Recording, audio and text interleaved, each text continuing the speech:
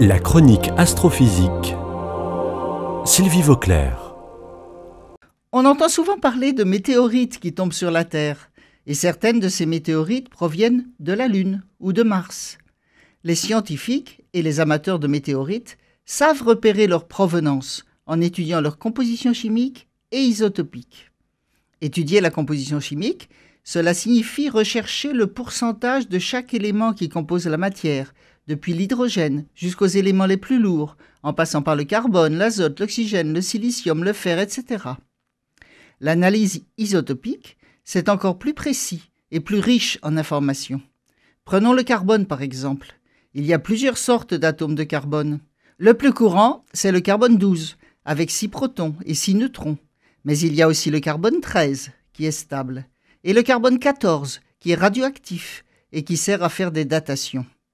Ces différents atomes de carbone sont appelés des isotopes, et la quantité relative de ces différents isotopes d'un même élément est appelée rapport isotopique.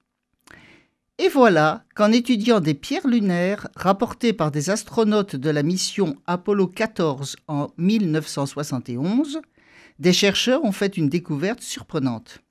Ces pierres lunaires sont entreposées dans un laboratoire à Houston. Certaines ont été divisées en nombreux fragments qui sont encore analysés en détail. Les chercheurs se sont intéressés aux zircons présents dans l'un de ces fragments.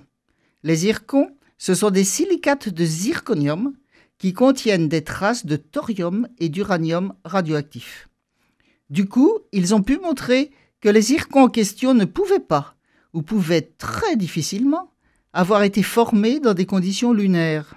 En revanche, ils correspondent tout à fait à ce qui peut s'être formé dans les conditions terrestres. Ils ont conclu qu'il s'agit de pierres terrestres tombées sur la Lune. C'est le monde à l'envers. Quoique, ce n'est pas finalement si extraordinaire que ça.